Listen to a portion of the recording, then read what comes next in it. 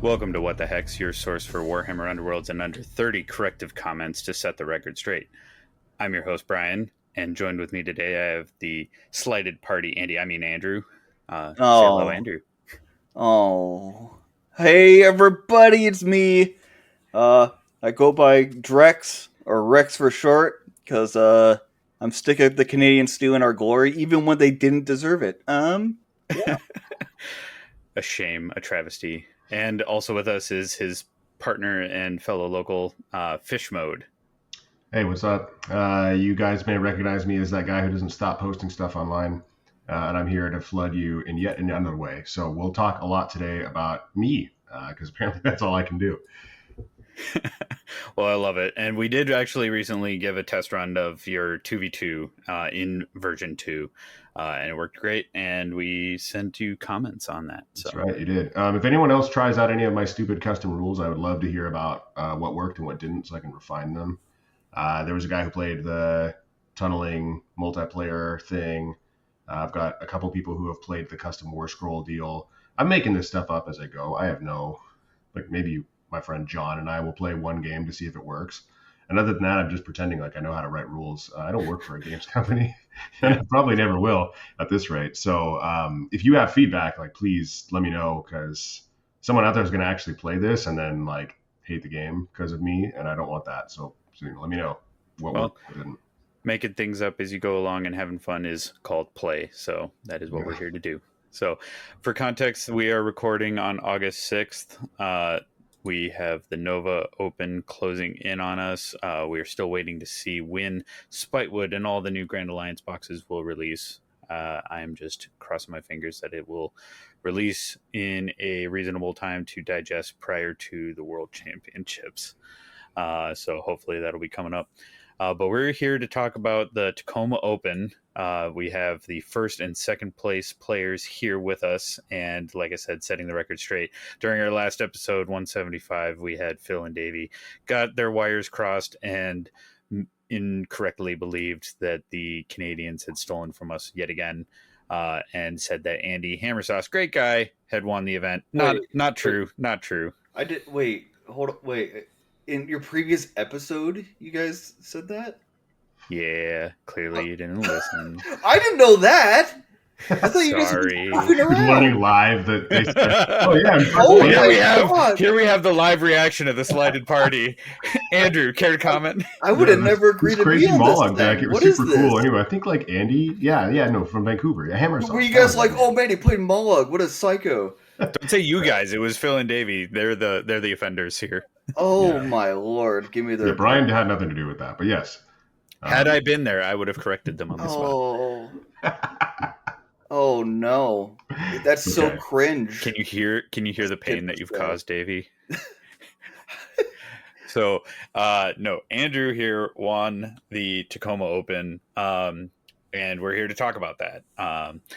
Jokes aside, and then talk about Fish and his experience as well going into the Tacoma Open, but particularly talking about this because Andrew had a very don't get this. Don't. Some guy. I kid. I swear to God. Andrew had a very unexpected deck pairing and win with the event. So it is certainly a deck that I had written off, and you brought it anyways. So I want to dig into all of that and get the details because I can't be bothered to read more words about Fish boasting about himself. Yeah, I mean, understandable, right? So, but first we'll get into some community shout outs. Fish, would you like to talk about yourself some more? Sure, yeah. So as we've mentioned, I love to talk about myself. I do nothing but that for the most part. And one of the ways that I'll do that right now is tell you that I do have a website called spentglory.com. We no longer spend glory in this here game, but I do. I never stopped. I still use the old acrylic tokens of Flickum. Anyway, 100%. Spentglory.com is a website that is designed to be beginner friendly. I write stuff there and host other people's stuff there that is intended to improve your ability to play the game, understand the game, new ways to engage with the game, have fun, but also learn. There's plenty of beginner-oriented content there, a new player series, here's how to get started, here's how to come back if you haven't played in 10 years, or I guess 7, because that's as long as it could be. But yeah, anyway, spentglory.com has stuff I post about twice a week about almost anything. If you or your friends are interested in writing anything, let me know, because I have very low standards for submissions. We'll take almost anybody. And then most of the time, those community writers do better than I do anyway. So please reach out, and we will see if we can't get you and your friends on my page, because I love to write about anything in the game, especially if it's new, fun, weird, different. And that's kind of what we're here to talk about today. So if you like what you hear here today, head on down to spentglory.com and read some more of that. And we've written about the same things that we're going to talk about today, like the decks we brought, the experience we had at the event, our theory about how to play this game in general. So stuff you hear here will be replicated on that page, as well as much else. So that's all I have to say for that. Yeah, jokes aside, it really is one of the best resources for new players. So also some community shout outs. We have our friend Jake from Goonhammer. He's got new articles up. I have been busy in prep for New Baby, so I unfortunately haven't been able to read. But that goes as well for the Staggerers blog, which I saw has a Dexamples article up where they have made a Nemesis deck with every single deck that can be paired with Raging Slayers. So plenty food for thought there. I personally have not been able to spend enough time on Raging Slayers or even Realmstone Raiders to consider them for the most part. I've been pretty locked into my strategy so far, and I've just been brick walling through what I can when I get a chance to play against these decks. So but deck samples there on the Staggerers blog. We'll have a link in the show notes, as well as a link to the Spent Glory blog and the Goonhammer Jake's articles as well. All right, so then normally we talk about what the heck is going on with you. Fish has already talked about Community shout out. Oh yeah. Yeah, community shout out to Dave and Phyllis for their fake news podcast on what the heck. For them. Also a shout out to my boys at Mugu Games, the place of my employment, where winners play. Mugu Games. Check us out in Everett, Washington. Awesome. So Andrew, I don't know if you've been able to expound upon yourself and kind of give your little bit of background, but how about you give us a brief rundown, kind of like how long you've been playing Underworlds? I understand that you and Fish play frequently. Are you guys like your dojo partners like Skylar and I can be sometimes? I'm kind of like his goon, so I'm like the muscle. So he talks big, and then he sends me in to like actually clean stuff up.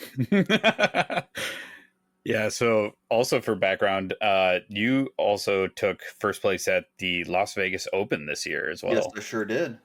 You guys have been doing the Lord's work and blocking these Canadians from taking our tickets this year.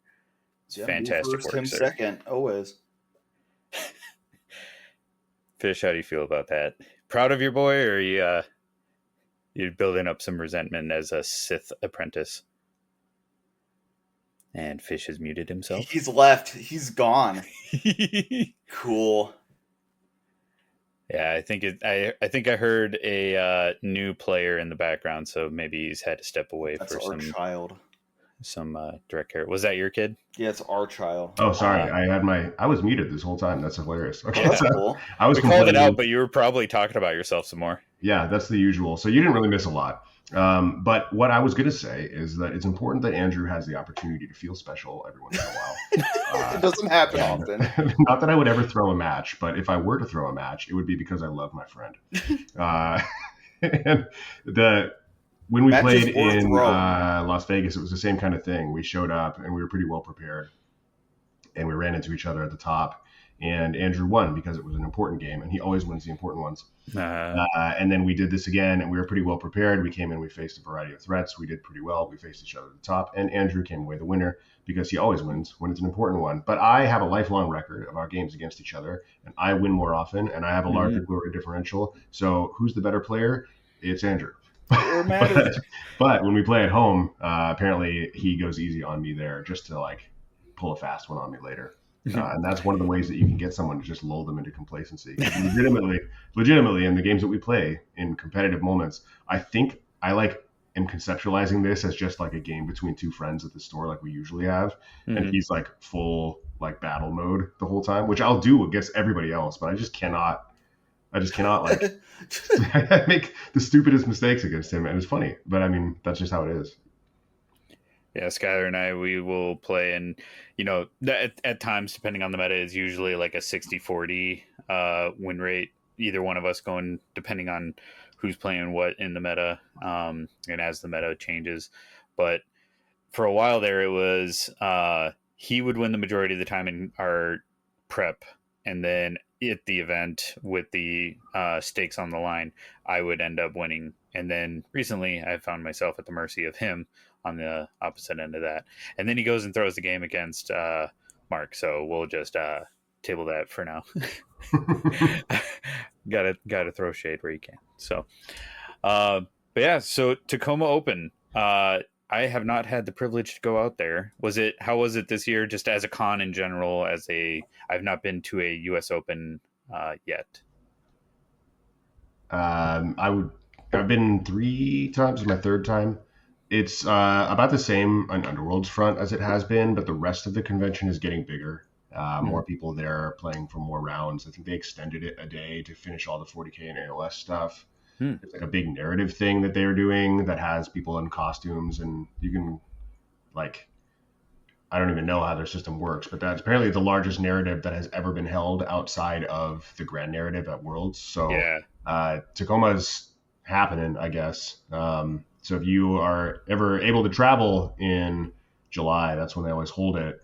And you get up to our little corner of the country. It's a cool place. The food is not great, but the rest of it is. You guys got good seafood, right? Well, I mean, like in terms of traveling around, sure. But I mean, at the convention hall itself, it was like arguably the blandest burger I've eaten in a couple of years. Yeah, that was low price bad. of $15 or whatever. Oh, brutal. Yeah, I have not made it out to any of the opens, but Tacoma's on my list in terms of like one that I would that would be the one I would go to out of the opens series so far. As I understand it, Tacoma being a massive airport over on the Pacific coast, being able to draw in all of like the Pacific, like the Pacific Rim countries and nations makes it a really good destination for that. So I can see them having the narrative there is awesome option. History, I have a brief bit about history of Canadians in Tacoma. We've already had a little bit of discussion on that. So in preparation for this event, did you guys have, obviously you both were at LVO, were you expecting the same meta? I think there's been an update. There's been the change to the token placements was in effect for Tacoma, right? No. Yeah, for Tacoma we had the new token placements, but in Vegas that wasn't there. So right. Oh, I'm sorry. Sorry, I got it confused. My bad. Yeah, I got it the other way around. So not quite the same meta as LVO. A lot of the same factions and decks that we've seen throughout the edition. The core 4 decks being so prevalent and omnipresent. Yeah, this came like shortly on the heels of the most recent errata rules update where they were saying like, oh, the underdog works differently now and the token is different. And every deck was available with the exception of Raging Slayers, and every warband was available with the exception of Commandore's Blades. So it's relatively fresh related to what people are playing today. Whereas LVO happened right before Borget and Borget's Beast Riders came out. So there's a decent amount of change since then, more decks, more warbands, and a couple rules updates in between. So it was pretty different. So then did you guys have warbands and decks ready to go, and then the FAQ like totally upheaved that, or? No. We choose what we're playing like 2 weeks before. Yeah. Pretty standard for us. I guess this is a fine time to jump into like prep for the event in general. Andrew can speak to how he prepares, but I'm pretty sure it's the same way that I prepare. And we just show up and roll bones we play our game store. We do on Mondays. There's another group that plays nearby on Tuesdays, on Thursdays, and then we have another one that we sometimes do on Fridays. So, you get a couple opportunities a week to play. And so 1 or 2 times a week, Andrew and I will meet up and play a game or two with either each other or someone else. And I've made a habit of, I'm going to bring 2 to 4 different warbands and pairings every week. Right. A different one than I brought last week, and a different one that I brought last week. And Andrew has like a box of, I don't know, 15 more bands or something with decks built, and he'll just randomly slap some together, and we just play. And sometimes you're playing something that's just a terrible match. Sometimes you're playing something that's really strong. Sometimes you play something stupid, and every once in a while you stumble on something good. And so we just kind of like engage with the game for the most part. Like I'm not sitting here looking at tournament results saying, okay, well, Zarbag's won this many times this month, so I should play that.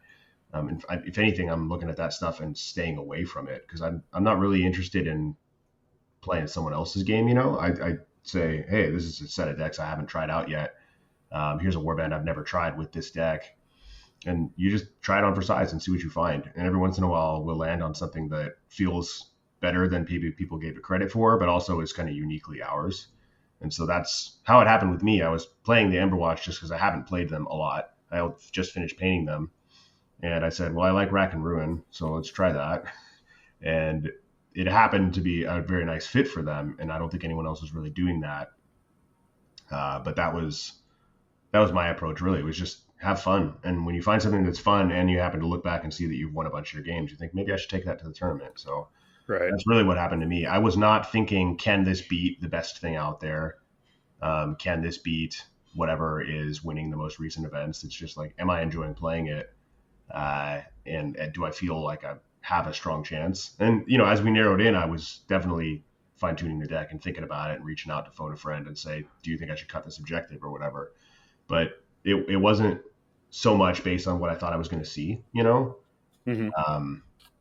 and just to keep the rant going, why would I let anyone else talk? The other thing that I think is worth noting is a lot of our group does the same thing. We've got a guy who plays this warband or that warband, and it's a different thing every week. And we're very rarely do we find that someone says like, oh, at the very beginning of the game, Gore Chosen were super good, right? So people would play Gore Chosen once or twice just to like have a taste, and then no one brought him back. Right. He stayed on the shelf. He was not in our group. It didn't happen. Zarbag comes out. I think I've played him once. And I want to say I made John play against me with Zarbag once. And that's it. There's been 2 Zarbag games in the last year in our gaming group. Like, we just don't play the good thing. I think because we know it's good and we're like avoiding that because we're trying to have fun, Right. But the benefit of that is that no one quits. Where if you have people come back every week, I have 2 to 5 opponents every given week to play against. And so I get lots of practice and lots of variety and lots of engagement with different scenarios. And so when you see something for the first time in a tournament, like, you have tools to answer it. I'm not playing Grimwatch versus Zarbag every week like a lot of other people might be. So I'm not as good in that matchup probably, but I think I still have more practice than a lot of other people do who are down to playing online because all their friends stop showing up because they don't like getting curb stomped every week. Right.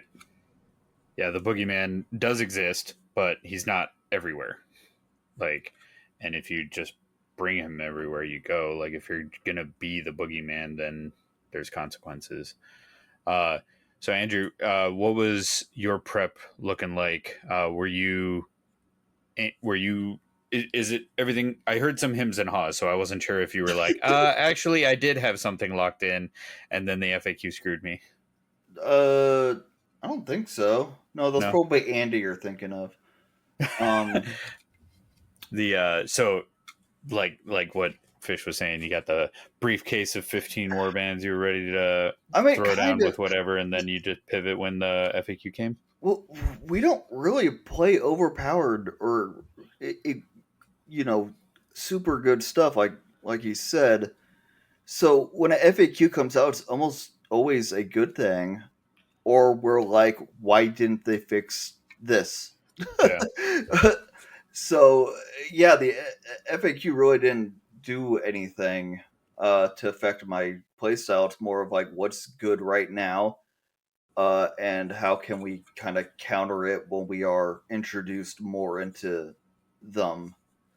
My entire process for choosing this time is Fish and I were just hanging out, and he played against someone else. I was watching the game. He played Raiders, and I don't remember what the pairing was, but it was the new Raiders with Zicket, and he popped off. It was like incredible. Like Did you remember what your pairing was? Yeah, I was playing Blazing Assault with Realmstone Raiders Yeah, and that's right. Zikith's Tunnel Pack. I had just finished painting them, and I was like, okay, let's try this out. And I Realmstone Raiders had like recently released, or maybe it wasn't even released yet, and I was just playing with it ahead of embargo. Papa James, you never heard that. And so I think I was just like, yeah, let's find out what happens. And I had really good dice luck that game, and Ziggit is a ton of fun, and so like it was a laugh and a half to just do that. But when we looked back, I was like, I'm scoring these objectives that are supposedly bad, and like cleaning up with not a fine-tuned deck, with not a great warband. So like there's something here. I think a lot of people had overlooked Realmstone. So then Andrew gets a hand on his copy, and he's just like slapping it into a couple different things to see where it fits. Yeah, so my philosophy through was, okay, so Zigget's my man. I love Zig. I won LVO with him. Uh, but the newest Daughters of Cain, I'm really bad with warband names. Yeah, Knives of the Crown. Yeah, yeah. Knives of the Crone just came out, and I was playing them because I love Daughters of Cain. Mm-hmm. But I was doing it with the rating, so I would prophesize and rate at the same time. Right. I was really finding out, okay, so this rating deck, you have to hit like in order to score. If you don't hit, you don't score. That's just the way it's starting to work. Mm-hmm. So then I thought to myself, what's the most accurate warband? Oh, it's Mollog, because we have a guy in our group. He literally only plays Mollog. Shout out to David. Yeah, shout out to David. It's the Mollog funniest Barf thing. is the only thing he brings. Yeah, always Mollog Barf, and it's the funniest thing.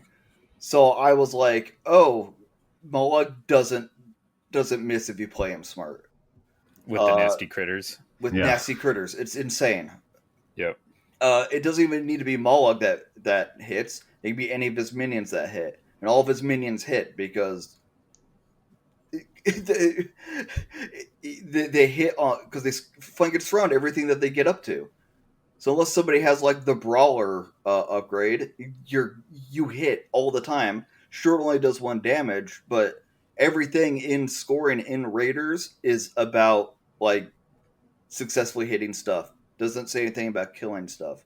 Right. And then so my philosophy was like, okay, I'm playing Mollog. I have to have Reckless Fury with it because you can't charge out the Stalagmite anymore. Mm-hmm. That FAQ happened. So for no reason anymore can you move the Stalagmite. You used to be able to put great speed on him, and it was hysterical because you could charge. Yeah, I would get charged from 1 hex away, and yeah, Wings of War him, or you could tag along with Mollog and pull him places, throw him on an objective. So the FAQ kind of got me there. But I was like, okay, so I have to play Reckless Fury. I have to bring Headcase. I have to bring Braced, maybe. I have Headlong to bring, Charge. Yes, anything to get charged out. So that was my entire philosophy. I'm like, I'm charging anyways. And a lot of Reckless Fury is just be places with charge tokens. It's not even really kill things. Right. Yeah. So then I kind of like studied up, mushed them all together, put it into practice, and it worked exactly how I planned. And I was thinking, so this is going to be good against any dodgy warband like Grimwatch or Zarbeg. Mm-hmm. And I will just like work from there. And that's how I came to Mollog. Yeah, so the Stalag Squig not being able to charge at all was not a deterrent? No, not at all. Because you have plenty of tools in that to make it to where he gets a charge token. And a lot of people I don't think have been playing against Mollog because everybody's been playing against Thricefold, Drom, the Lizard Men, all this other stuff. Yeah. Probably half the people I played against didn't believe me when I told them what Nasty Critters did. Yep. So some people would be like, oh, I put down the Stalagmite.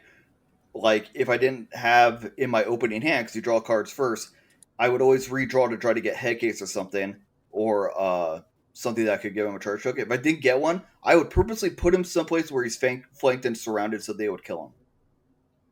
It was just like, It was like, go ahead. You can have my one glory. I'll be the underdog, and I can charge out. Yep. so I could swing more with Mollog. It was great. So, was there any other contenders? If you're going for accuracy, was Mollog the one and only? Mollog just made the most sense because Fish and I kind of have the same philosophy. It's like anybody can win with some stuff, but you want to win with something crazy because then it's all the more legendary. Yeah. So that's why I stuck with Mollog and I didn't do this with like Gore Chosen would have been a no brainer, like because the Gorehole can't miss with his insane attack. Yeah. Bunga bunga. Yes. So, and also I don't have them painted, so. Good point. Yeah. So, yeah, that was my entire reasoning for it, why I picked Mollog. Nothing else other than Zicket was really on my mind. Like, Zicket was my backup. I believe I played against Fishmode, and I said, "What did I say? If I beat you with." No, yeah. What happened is I said if I beat you with Zicket, I'm going to bring Zicket to Tacoma. And then you did beat me with Zicket. And I beat you, and then I was and like... then you still didn't do it. I still didn't do it. Yeah. Yeah, but I think... Well, that's because it was close. It was like a one glory thing. I'm like, that's not good enough. Yeah. And prior to that, you had spent a lot of time doing Knives of the Crone and like trying to figure out how to make them work. Yeah. And now that Raging Slayers is out, I believe they certainly will. But before that, they were like... If you miss an attack, you're just done. Yeah. And like you can't guarantee that. Blazing Kata had taken a hit and you were still trying to make it work. And so you said, fine, I'll just go back to Zicket, I guess. And you said, if I win with Zicket, because I had beaten your Knives of the Crone a couple times in a row. You said, if I win with Zicket, then that's what I'm taking. You beat me with Zicket, but it was close. And I honestly think I beat myself that game because that's the retained thing. trauma about the wheel, right? So this is what he does is he like sends you like a pamphlet when you're done playing against him, like criticizing everything you play and how he should have won. And I'm not making that up. I have receipts. I should have won that game and would have won that game had I not made those 17 straight mistakes. Yeah. You're like, oh, you only won because I did this and this and this. And I was like, oh, okay. That makes me feel great.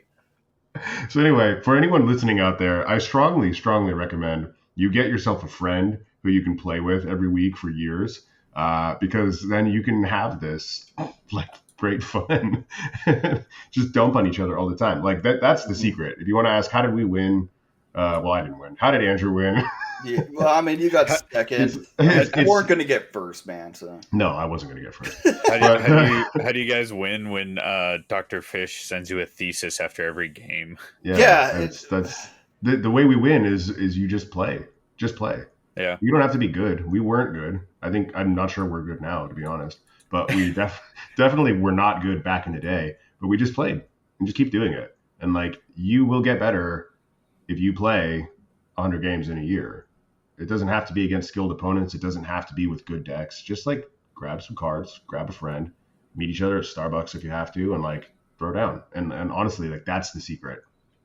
Which card did we pick? How did I know how to deploy? Those helped, sure. But like just experience. That's really all it is. Like find a friend, bully them into playing with you. Before you know it, you're actually going to have a lifelong friend that you can talk trash to on a podcast somewhere. I think us sharing a hotel together and playing literally all night beforehand. Not even our like stuff that we brought to the tournament, but just playing and like remembering how stuff interacts and stuff.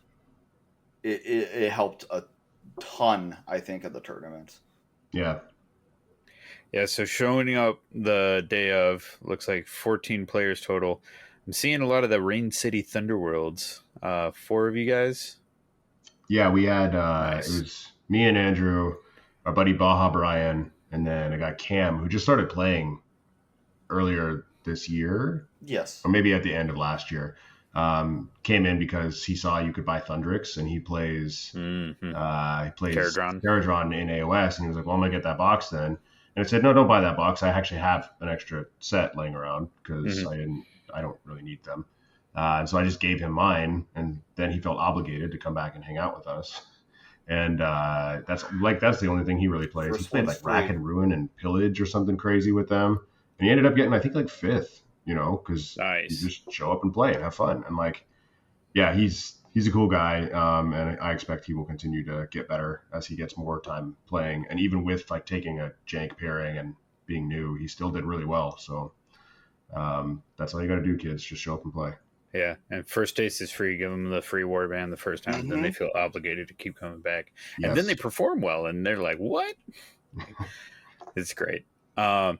So looks like looking at the field here, I have limited access to BCP, so I only have a limited amount of history. But then you two are here for the rest of that. Looks like you're describing a lot of dinosaur trauma, but I'm seeing 3. Are you overreacting or no? We just both had to play all 3 of them. Yeah. Because they are good. The rise to the top is paved with fossils. Something like that. Yeah. Yes.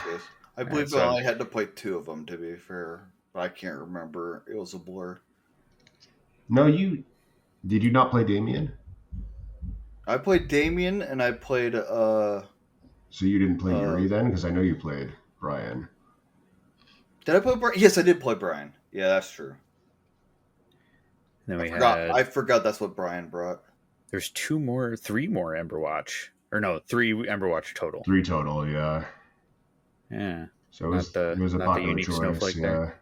No, unfortunately, I didn't get to be that guy. But I mean, it's a starter box warband, and so what are you gonna do? Fair. Yeah. But then we got the one unique Mollog. We had another Zicket representative, Thunderix Profiteers, as you said, Morgox Crushes, Grimwatch, Knives of the Crone, Grandfather's Gardeners. No Thricefold, no Gore Chosen. Nice to see those fading out. And then Gardeners. 1 Gardeners, yeah. Oh, there was a Gardener. Oh. 1 Gardener. Yeah. There was 1 Gardeners player. Love me them Gardeners. So yeah. So it was how many rounds was the event? 7. 7. And then so was it 4 rounds and then 3 on the next day, or? Yes. Yeah, 4 and 3. And we played Swiss the whole time. The tournament packet actually said day 2 would be like a top 8 bracket, but that's not what happened. So oh well. Yeah, sometimes they write those packets. I think they took the AOS packet and just changed a couple words and didn't change that part or something. It didn't really matter either way, because Andrew would have just beat me again instead of only the one time. I had demoralized him at that point. Yeah, it's over. It's like we don't even have to play. I just can shake his hand and move on. All right, so during the event, 7 matches. Do you guys have a? We'll start with Andrew here. Did you have a match? What was your toughest matchup and why? I mean, I 2-0'd everyone except for Fish here, who I 2-1'd. I'm gonna let him talk about that game because he remembers it a lot better than I do. Well, he wrote a paper about it. Yeah, he has. He says it was a waking nightmare. And I'll tell you how I would have won. Yeah, exactly. Really yeah, that's what he's gonna do. And then the other one was against a Grimwatch player who he said he doesn't play very often, but he's playing Grimwatch. So, and it was a very quick reminder of how much I hate playing against that warband. Because Robert? Yeah. That name sounds familiar. Yeah, he played at Tacoma last year. He lives in the peninsula, which is like, if you're familiar with Washington, kind of the western thumb of the Mitten side. Seacoast. Yeah, the Seacoast dudes. There's like a naval base out there, and there's a couple guys who play. And Robert came to Tacoma last year, and I think the year before. And he's like, usually lands around middle of the pack because he's like a decent player, just only plays a couple times a year. So this was sort of the same situation where he showed up and like had not played his deck before and still gave a lot of people a really hard time. So, if he buckles down, I expect him to be a contender someday. Nice. Yeah, so this was my 7th match. So I was comfortably in first. And I believe as long as I didn't completely whiff this, I think I still knew that I would get first in traditional scoring. I don't know if GW would have done something weird because I beat every other opponent that could have possibly come in first because he wasn't in the running. It was Swiss, so he was further down. But I still tried to take it as seriously as I could, And man, he gave me a run for my money. I forgot how much Gristlewill just obliterates you. So yeah, I won the first match barely, if I recall correctly. He came back and won the second match because I killed Gristlewill like right off the bat, forgetting how he just pops back inspired and immediately just he ran up. I think he had like twist the knife or something, hit Mog once, did 4 damage, then he got the double turn on the next round and just killed Mollog. So it kind of just like it was like, oh, and then the final round, I closed it out after remembering how to play against him. But yeah, Grimwatch, not fun to play against. Need to be dealt with, in my opinion. But yeah. Yeah, they definitely can surprise you. I definitely had sweaty matches in my games against blanking on his name right now, but Graham in Yeah, Graham's a good Grimwatch player. Oh yeah, I think the thing that was interesting about Robert's deck too, I played him also. He was playing Blazing Assault and Edge of the Knife. Yes, he was which like are both fine decks and a good pairing for Grimwatch probably, but like no one expects that when they see Grimwatch. You sit down across from this guy, you're like, okay, he's playing Pillage and or Kata, and he's going to be running all over the board, and I can't catch him. No, he was running right down your throat. And he would hit you with a guy, and then he would score. He would stand somewhere, and he would score. And you're like, yeah, it's just you get to the end of the round, and you're like, okay, I have 10 glory. How much do you have? Oh, 12.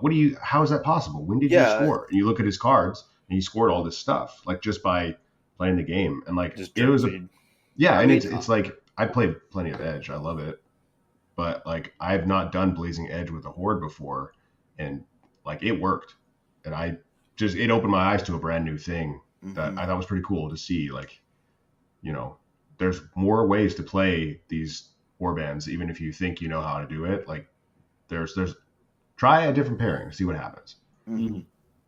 I mean, there was a point where I was like, where we exchanged scores and he was ahead of me, and I was like, there is no way you're ahead of me. So I asked if I could see his cards, and he's like, yeah, you can double check. Sure enough, yeah, it was just like he scored doing nothing. I was like, wow. It was pretty interesting. It was very cool. I built my entire lineup to keep people off of objectives for warbands like that, so I did not see that coming.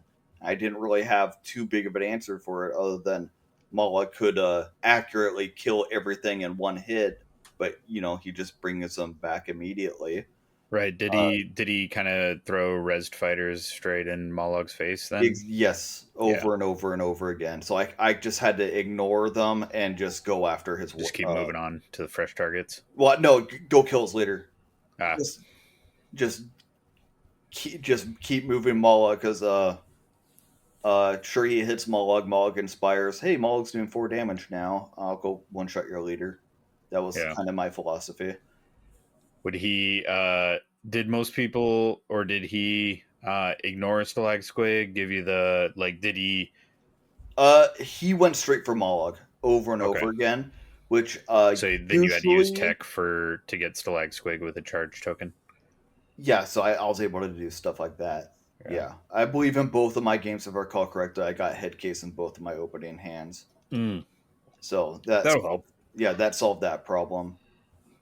But but like I said, I think if he had a bit more games underneath him, he would have had me in that, I think. Yeah. So then, Fish, did you also struggle with the Grimwatch, or did you have another toughest matchup? Yeah, I mean, I would say the Grimwatch player was tough, and I do want to talk about that because I knew I had to kill Gristlewill, and I have the ability as Emberwatch to kind of teleport close to him and close in. And I did that in the first game, and I, committed a lot of resources and put myself at a lot of risk to get him, and I got him. And then Ardorn died very shortly after, and I thought this is still probably a fair trade. And then he shows me that he has Usurper in his hand, the card where a tempered guy killed the enemy leader this turn, which is a card that you should not bring to a competitive event, right? And he scored it against me both games. And it's just like, what is going on here? But I guess if I would have to say my toughest, like I had to think the hardest and sweat the most game, besides Andrew, because he's really good Finals. at this.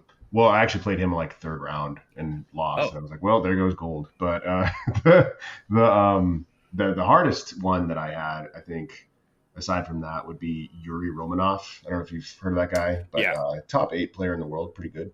And he was bringing Jaws of Eatsel with Countdown and Rack and Ruin. And this was scary for me because I played a lot of Countdown and Rack myself. That's what I brought to LVO with Dread Pageant. So I have an idea of what the pairing can do, and I know not to count it out. Like I keep a track of the stuff that I've played, and the things that I do the best against are this and the worst against that. And Countdown and Rack and Ruin is actually the pairing that I historically have the worst record against. So, like, I don't know if it's me. I don't know if it's just that it's a good pairing or what, or if it's mostly just Andrew stomping me with it all day. But that pairing is like a boogeyman for me. Jaws of Eatsel are a solid team. And it was played by an excellent player. And I knew, like, now he has access to all these pings. He can inspire basically at will. And the other issue was I was playing Rack and Ruin and Blazing Assault. So I want to hit you, and I want to be in the right spot when I do it. But the issue that I was going to have is that I knew pretty confidently that he was taking Stay Close and Spread Out, which are the only 2 glory cards in my entire deck. I only had 14 glory total. Mm-hmm. And so if I want to win a game, I have to score those. I pretty much have to. Yep. And he was going to score them too. Because if I set up the conditions where no one's in an edge hex, we both score it. If I set up the conditions where no one's adjacent, we both score it. And so I have to score it in a round and hope he doesn't have it that round and then deny it the rest of the game and stop him from scoring wreckers, stop him from scoring Spread Havoc, which is basically impossible, stop him from scoring all kinds of stuff that he's going to get. And so that was pretty stressful for me because I was like, I have to outpace him in kills and get lucky in the sequencing of our objectives and counterplay him really well. And if I don't do those things, then I'm going to lose this game against one of the best players in the world, right? So no stress. And I think, honestly, the reason why I won is I did get lucky with card sequencing and dice, but also I lost the roll-off both times that we played to start the game, which meant that he oriented the board both times. And so I was able to place objectives where I wanted, treasure tokens where I wanted. And so I gave him 2 in his field, 2 in neutral, and 1 in mine, which meant that if he wanted to score Shocking Assault, he had to hold 2 things. If he wanted to score Set Explosives, he had to hold 2 things. Or he had to walk into my Den of Vipers that I had set up for this objective way in the back. And he basically, I was able to counterplay 2 of his more reliable things because I was able to place tokens where I wanted. And I think, and I won't talk about it, but when I played against Damien later, I won the roll-off both those times so I could orient in a longboard both times. And that's why I beat him. And like, that was good luck, but it also speaks to the fact that, like, as everyone has said already, the roll-off to start the game and forcing someone to place in neutral territory has some serious downsides. And in a competitive event, because the player's packet said this, didn't specify anything, and the rulebook doesn't talk about what to do for a best of 3, we said you roll off every game. And then the other downside is the winner of the roll-off doesn't choose which role they have. They have a pre-specified role. And so I won the roll-off twice when I needed to, and I lost the roll-off twice when I needed to. And like, that shouldn't be true, And so I beat 2 phenomenal players because I got lucky on a coin toss that sucks, right? And so I wish that going forward, GW addresses the roll-off to at least allow the winner to choose which one they want. Because of course I want to win, but I wish I had won under more like equitable conditions. But yeah, I would say Yuri was the scariest thing I had. And I also knew that at the point that I was playing, for the winner to choose, or for the best of 3 to the best of 3 to alternate would be great. But even in a vacuum, because I want to say, and with no evidence to back this up, that greater than 95% of all games of Warhammer Underworlds are best of 1. Like Yeah. maybe not at your Grand Clash that you go to, Right. but you know, Doug and Sally playing at their kitchen table are playing a best of one. I play best of ones at home almost all the time. And like outside of the world of Vassal people, we all play best of ones. That's just what the community does.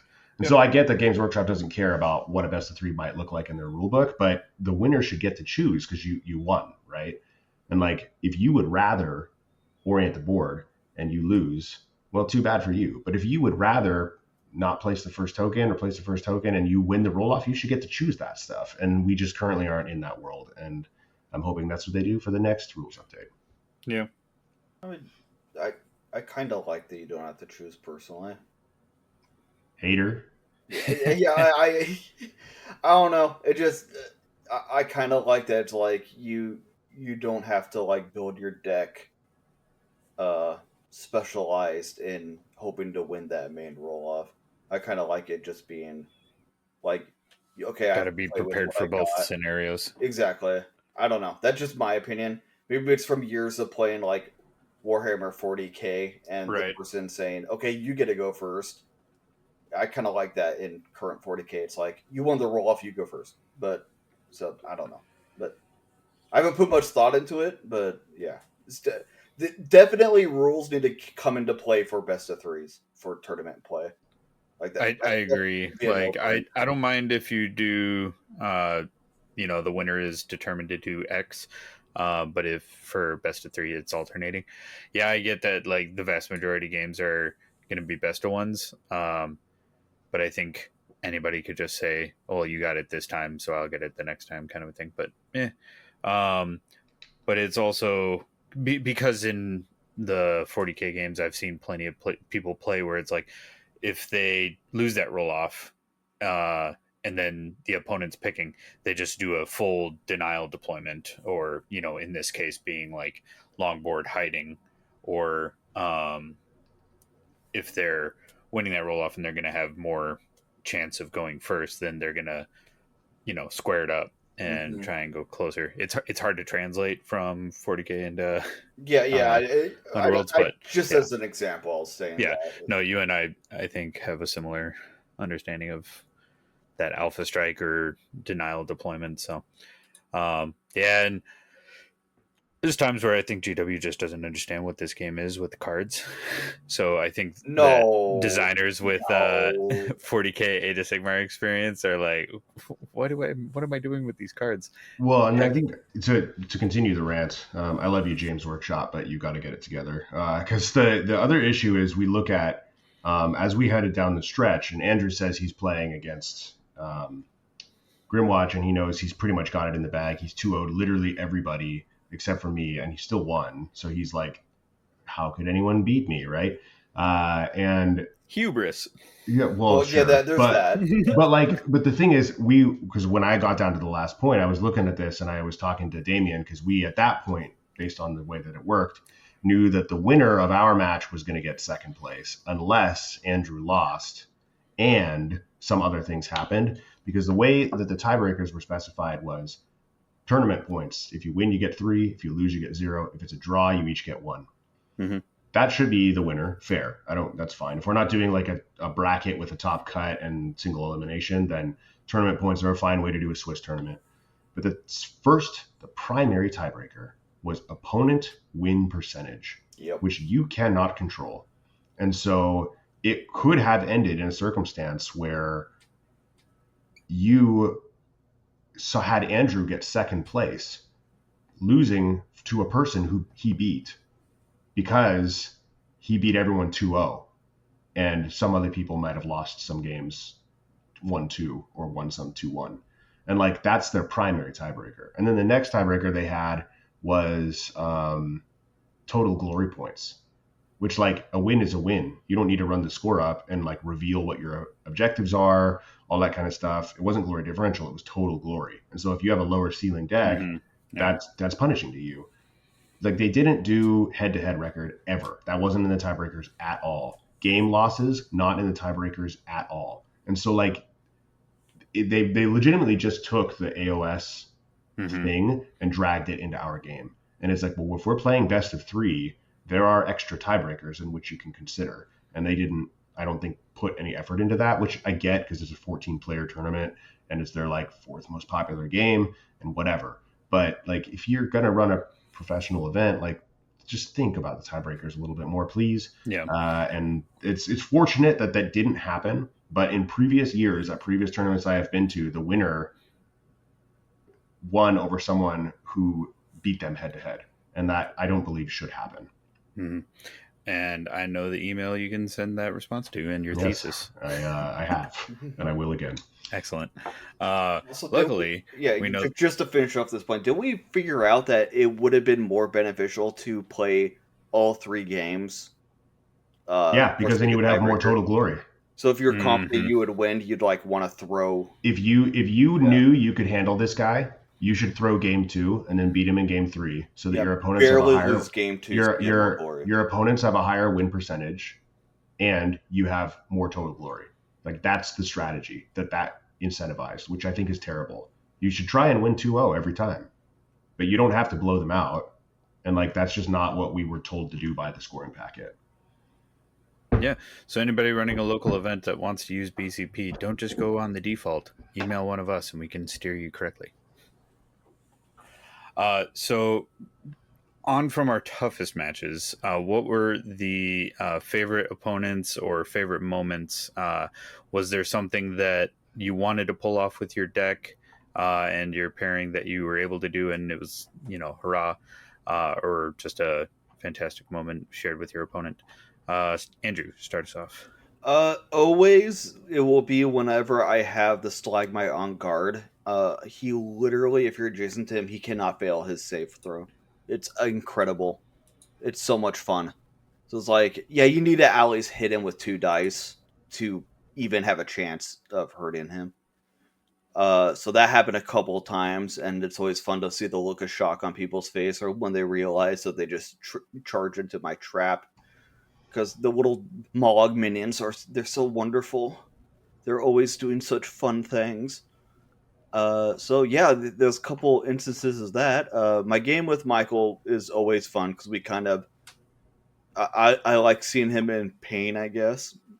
I always am too. The worst part is he's like very briefly, we end our 3rd game of the match, and because I have to tell you how I should have won. I hit him. I had the option to drive him back and or use Duelist. I sit there and I think about it for like 20 seconds, and I decide to do neither thing. And Andrew's like, all right, you dummy. And then he just runs away. Yep. And if I had done what was the obvious correct answer, I would have had him cornered, and then I could have killed him the next activation. And instead, Molag lives, scores some Reckless Fury card, and I don't get the 4 bounty, and he wins the game. Because I chose not to close in, because I was like scared of getting killed when I mathematically could not be killed. And I just didn't think hard enough about it. And then I was in great pain, and Andrew was in great joy. I mean, I was just sitting there with a needed shit grin, being like, "Oh, I'm gonna call time, Michael." Michael. Oh, brutal. So was that your favorite moment when he he ran away from you? It was incredibly scary because he is a smart man and he knows how to play this game. Well, Fish brought the story up, so I'm wondering if that was his favorite moment when he was like, "Here's when I was so dumb." No, my favorite moment was using the Raptors of Sigmar to kill a leader, and then people being like, "That's some stupid. That's not fair." Yeah, it's in the starter box. This is the warband the game is balanced around. Everything they do is fair by default, my friend, and that's not me saying anything mean at all. And like some people took that with great, haha, this is fun. And other people were like, this is stupid. This is the stupidest warband I ever heard of. Because like I sit here being like, okay, I'm gonna hit you for 2, but I twisted the knife so it's 3, and then I'm also Raptors of Sigmaring for 4, and I've killed the wheel in activation 1. Or I've killed Gristlewell in activation 2, or not Gristlewell, but you know what I mean. Like I could just pick a guy and be like, and I'm just gonna do +1 damage for funsies, and like it's once a game, and it has to be a vulnerable fighter, but like it's phenomenal, and you can do it on a range 2, range 3, range 4 attack. Like it's fine. Just add a damage at the end to finish someone off, and like that adds so much potency and like. I know this probably feels terrible to be on the receiving end of, but it was a lot of fun to be like, all right, so Crojax takes 1 more and dies. Mhm. Like, I don't care that he's on guard with 2 shields. Like, I hit him with a 1 damage crossbow and then ping him out. And, like, that was satisfying to do. That was my favorite thing. And I did it Project to all, on guard is. but I did it to pretty much everybody. You know, I would Yeah. have cleave and I would put it on, I would just chip away at you with crossbows and then finish you off. And, like, that was the game plan, and it worked. And so that was probably my favorite part. Losing to Andrew was cool too, because it's always nice to see a homie succeed. Yeah. That's as generous as I can get right now. Yeah, the gardeners are very aware of what the Raptor Strike can do. It's cool. But yeah, and I'm sure it was also nice to know that having won LVO with the ticket already in hand, that a trickle down ticket was coming your way. At what point did you know that that was going to happen? I had to beat Damien because Damien had 2 losses. I had 1 loss. We had both lost to Andrew. Damien had also lost to Yuri. Damien's not an easy opponent. No, he's not. Not but at if all. Damien beat me, then we would both be 2 losses, and Yeah. based on tiebreakers, he would be higher than me, and would have beaten me head to head. So even in my own like fantasy world, he would still be, deserving of that. And we knew there that was a Canadian in contention. there was a Canadian right there contention, at the yes. door. Yeah, He had a chance. If he beat me, he'd be number 2 and get a ticket. If I beat him, I'd be number 2. And then I say this with all of the care and kindness and warmth in my heart, Damien, but I dismantled him. Like Oof. he across both games, he killed 1 fighter 1 time. I tabled him once, and I had him near tabled another time. Like, I did everything I wanted, and he couldn't do anything about it. And that felt really weird because I played him before, and he's better than that. And so I don't know if it was just like bad luck for him, or I had just like unworldly dice, which I don't know is true. But like, it was this weird moment where I was like, am I actually like okay at this game? Because I didn't think that was true. But it just was like everything worked out in my favor against them that whole time. And I needed to win that game to get a ticket, and like he needed to win that game to get a ticket too. And we both knew it. And so that it really was like the last game of the last day that I found out like, okay, I'm going to get second place. Nice. Yeah, Damien and I had crossed paths many times at like Adepticon, Nova, and or different conventions. But we finally got to play at LVO 2 years ago, and I made plenty of mistakes. My deck pairing was probably built on a lie in terms of just like false sense of security and like this will work. But played my first match against him. Like, yeah, I finally get to play against you, and then it was just utterly destroyed me, and I was just like, man, I really wish I could have given you a more sporting match. So then when we played again in Canada, I was running gardeners, he was running jaws. I didn't kill a single lizard, and I won because gardeners just go teehee to mass damage aggro, and it was like it was a more sporting match, but it was a bit like just scissors beats paper. It felt a little bit, but with just the gardeners being so defensive. But sorry, Andrew, you had. Oh, I was just gonna say, I think I can't speak for him, but I think Damien just had really bad dice. To be fair, at this event, Yeah. Every game I played, every time he tried to do the bite, the big lizard bite, I think he rolled 5 dice once against Mulligan and didn't hit anything. He never hit any of his like big damage stuff. Yeah. So when we were playing, I would my gardener's track would line up for the 3 damage, or I'd even have like Glory Seeker, Great Strength on there, and I'd take a swing. Of course, I'd miss, but then he'd get his ping off on me and then inspire, and I was like, okay, I'm done, I'll stop. And then I'm just like, going through with the game plan, sticking to the Emberstone pillage, like just score heaps of glory and like enduring the lizards as much as I can, like trying to offset the damage that they were landing on me. And then all of a sudden my gardener's cycle would land on 3 again. I was like, and then I go swing, miss. He hit me back. Like, oh, okay, fine. I'm done. Yeah. Both games, like twice. Another one of my favorite moments is in my final match. Yuri was rooting against me openly. I was like, I don't know this man, and I'm feeling, I'm feeling sad about this. Oh, he was openly being rooting like, "Come for on!" you. Oh, yeah, Yeah, no, he so- was rooting against me. He was rooting for the Grimwatch player. Yuri It's had, like, come on, you can Yuri do had it. the opportunity if Andrew lost. Yuri was in third at that point, and I don't know how the tiebreakers would have shaken out. But there was a chance that, depending on some stuff that maybe Yuri had mathed out, that he would actually get a ticket, but Andrew had to lose for that to happen. So he was like, all right, well, I hope Andrew loses then. Yeah, Yeah, right. That's fair. There was one point where one of the damage markers went off Mog, and he's like, "Get that damage marker back on Mog." Look, Yuri already has a ticket. Yuri already had one. Yeah. So I don't even know why he was What's being mean a about gold it. trophy? Okay, fair. He wasn't happy because I beat him. Oh. Did you play Yuri, Michael? I did, yeah. I played Yuri. Okay. Where did Yuri get his ticket from? He is a top eight last Yeah. year. Yeah. Very good. I would have liked to talk to him more, but we didn't really have time. Yeah, that's something I normally find is I'm nose deep in a match, grinding it out to the last minute, and then I get up and people are like, "Yeah, if you had lost that, then you would be, totally, or if you had won that, then so and so would have been winning." I was like, "Hey." Like everybody else has done the math ahead of time, and I'm just like getting up from my brain burner of a match. But yeah, so overall, good feels, good meta. Few more repeats. I always love that the American meta is just throws the table against the European meta. Like no Zarbags here, no Thricefold. Just we don't care what the meta is over there. You guys can live in that realm. We just don't engage and we play and have fun. So I do got to ask, because Realmstone Raiders, I do not have the brain capacity right now to I have not delved in there.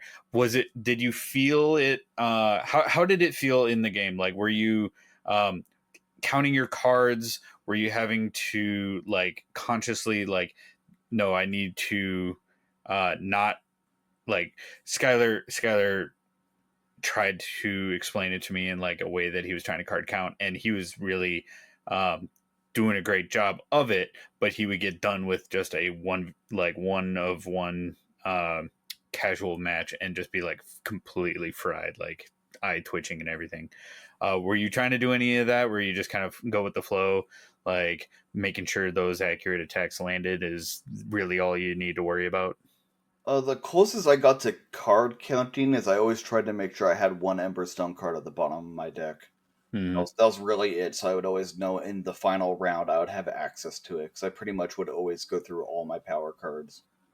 I mean, the most of what it was the deck building aspect of it.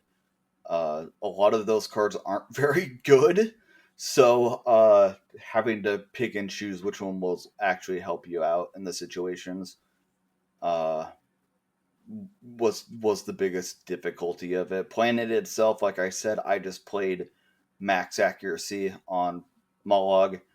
Just hit them with something. Hey, they're playing dinosaurs. They need me to fail an attack against them to inspire. I don't fail attacks against you. So would you choose your targets based on who had the lower damage defense characteristic then? Were you trying to make it? Yeah. Try to kill the leader first. I mean, the nice part, again, because in our local meta, everybody's playing different stuff. Like, we got very familiar with what kill orders needed to be. Yeah. For every warband, I think we all have a pretty good grasp of what kill orders need to be. Right, but if Crojax inspires early, do you then pivot to somebody like if you really need that attack to land to score the cards in hand, because you need I would ignore him. Yeah, I'd just be like I said, I'm not gonna win by. I don't win by killing stuff. I win by hitting things. So I'm gonna focus on the stuff until I have access to like Keen Eye or something, to where I'll be in much better shape to actually do stuff right against him. And again, I don't want to kill him. I just want to hit him. So and just having the mantra of stick to the plan. He's a juicy, Yep. You want a juicy target, he's right there. But or like wanting to, I always find like Crojack getting online early and then you're like, do I chew through that now? Like, is he going to be a menace all game? Do I have to endure it all game? Or do you just stick to the plan, nose to the grindstone, and I just stick to the weather plan. the storm? No, I stick to the plan, get positioning to where I try to get him so that there's always going to be a minion adjacent to him if he decides to go for Mollog. Right. Uh, because thank goodness that is not a 2-range fighter. Yeah.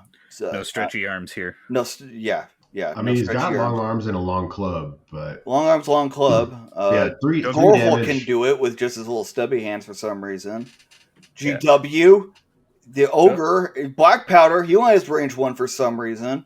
What's going on there? His blade is longer than a hex. I'm still salty about that one. Yeah. Slake Slash over here as well. Like, Glazette can reach range 2, but Slake Slash with his gangly arm and large scimitar can't. So out of curiosity, and like not to poo-poo on Realmstone Raiders too much, but basically, like, did you ever find yourself in the event kind of like, I'm working harder than I could if I just brought X, or if I had pillage or something? Like, were you yearning for other decks, or were you just like, this is like flowing perfectly? And not really. Because that's something that Skylar and I got into again. Like, he might have been just doing it totally different. I think that it's because he was like really hard trying to do the whole card counting thing, and I could see that being like yes, I would need to probably do that like more if I like was way more concerned about winning. But like I said, I kind of had a different plan in it where I just like I have enough in there to where I can assume I'm going to get an Emberstone card. I actually didn't have too many Emberstone like related cards to score. Just choosing my battles, like hit stuff with minions for 1 damage if they only have like 1 2 glory fighter, so I could raid twice and stuff like that. Again, it was more difficult against like Grimwatch because they're all 1 glory fighter, so I could only do 1 card at a time. So a lot of times it'd just be, okay, I'm just going to leave this raid card at the top, stuff like that, instead of playing it. Yeah, so you were kind of looking forward to a warband that was varied in fighters versus something like Grimwatch or Zarbags. I mean, it would always be great playing against, Emberstone or something. Oh, I hit a 3 glory fighter. Oh. Like, I get rid of 3 cards. I guess I score like an Emberstone card. And again, I have like a lot of charging things. So I mean, Reckless Fury just scores for just charging. It's pretty sweet. So that's also where a lot of my glory came from. Unrelenting Massacre is wonderful and beautiful because it just forces your opponent not to charge out a lot of times, or you punish them for it. Yeah, so it's good to hear because Realmstone Raiders definitely among our local, it felt like people hadn't landed on a way that it wasn't going to be a brain burner for them. Like, they felt that it was more exhausting than rewarding, but glad to hear that there is a path. I want to try out the deck, and mainly with the I don't typically play Mollog, but I do want to like look at, now I'm evaluating decks through their offensive accuracy for Realmstone Raiders rather than necessarily like the card counting aspects. Yeah, you just want to play something super accurate. I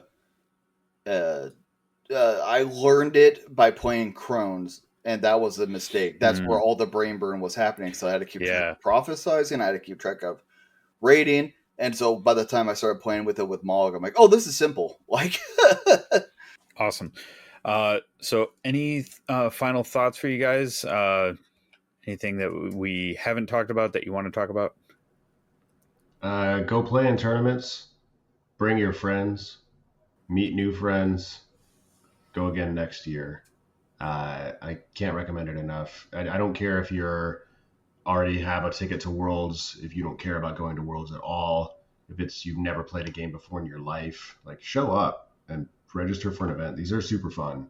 Yeah. They are not scary. If you have played in Magic the Gathering tournaments, if you have played in Warhammer 40,000 tournaments, you have an idea of what a competitive event is like, and you are absolutely wrong about what that looks like in Underworlds. We don't do that. We have fun. We high five each other. You come away happy, and you want to play more games. And I've totally enjoyed playing in tournaments on ones where I've been trying to win and lost, and ones where I didn't care about winning. It doesn't matter who you are, what you are about. Like, you can find something cool there. Please consider joining a local event, joining a larger event, running a local event. Like, tournaments are fun. This game was built for them, and you should play them. Definitely. Andrew, final thoughts? Final thoughts. I did forget to mention the only, and as I told Fish here, the only reason I brought a serious-ish deck was because we did not want the Canadians to take our trophy again. Yeah.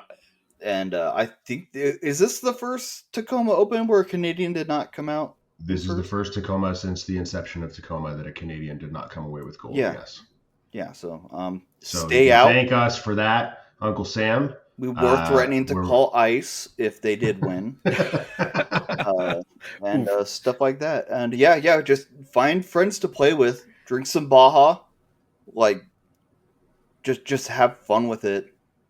It's just a game. Hell yeah. Awesome, guys. Love it. So that'll be it for us. Working through the outro. You can message us at whatthehexcast@gmail.com. Best place to find us is at our Discord on the Mortal Realms Discord channel. We have rooms specifically for Underworlds and chatting about that. Check out all of our content at themortalrealms.com. We have shirts now. And then thanks to what do they look like? I haven't seen these shirts. This is probably something that needs to be edited out, Phil. I think that is a relic. I want a shirt. Man. The Mortal Realms shirt. I'm looking for it right now. Ordered now. Don't you edit this out. Yeah, there's shirts. There's shirts. I see them. There's a what the heck shirt. Warhammer Underworlds in under 30... I'm buying one of these. $23. That's not bad. Yeah, so you can find it there. Thanks to the shirts in this economy, guys. What are you waiting for? Man, I have no idea. Thanks to the Mortal Realms Network, you can find other podcasts as well as local communities for Age of Sigmar, Spearhead, Warcry. Check them out. We have the Mortal Realms Con September 13th in Stoughton, Wisconsin. A little bit out of our usual stomping grounds, but the venue there going to be at a bowling alley, so we'll have a private room, food, drinks, and good times to be had. Narrative events. We have a 3-man team tournament for Warhammer Underworld, something that we've always wanted to do. We have 4 teams currently signed up and locked in. Phil and I will be running the event, and then there's other events as well. So it's going to be more casual, more narrative focused. There's going to be an overarching narrative going on there as well. So if you're interested, check out themortalrealms.com and you can find the events page there, as well as a event link in our Discord events. Coming up, hopefully, we will see release dates for this new content Deluge. Seeing the new Spitewood and the new Grand Alliance boxes. I am extremely pumped for the Chaos Dwarves and the Scatheful Discord triple Centaur pack. All right, guys. Are you ready for a flavor text quiz? Yeah, let's do it. All right. What's that? I don't know what that Andrew is. I actually don't know what that is. I saw that and I assumed I wasn't supposed to click on it. He's going to say something and then you got to guess what the card is. I think you can figure it out. Oh. So this, we read the flavor text, the little narrative text at the bottom of your cards, and I will give you a hint that it is from Realmstone Raiders. Oh, jeez. The quote is, "Master, I have it. I knew it was here. Now to check around for hidden foes." I know what this one is. Can you shout it out? You do know what it is? I do know what it is. I'm going to let you try, though. You could steal it. It matters here. I'm just trying to... so I'm thinking...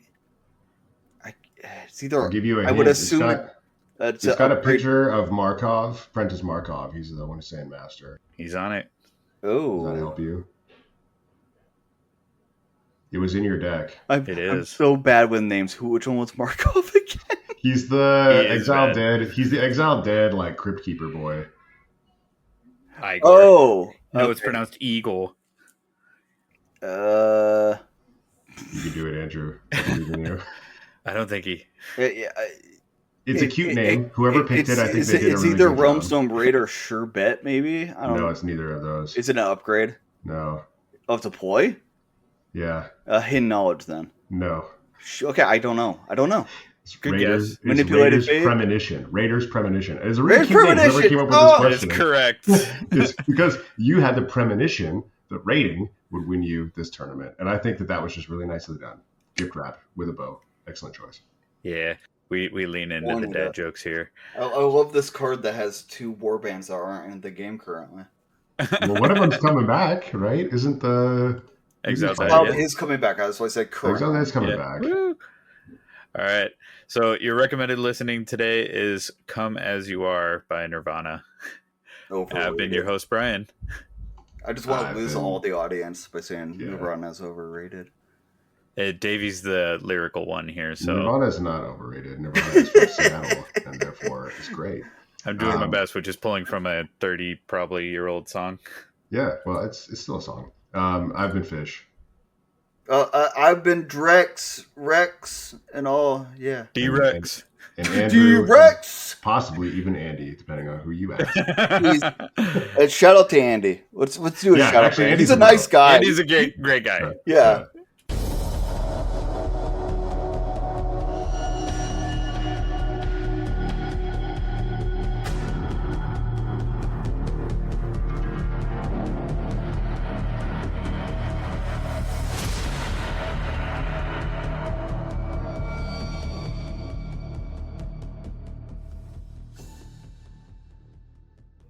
Okay. Davey puts so many blooper reels in his episodes because he generates so many bloopers, whereas Phil is perfection itself, and therefore no blooper reels could exist when Phil edits an episode. I think the community knows this.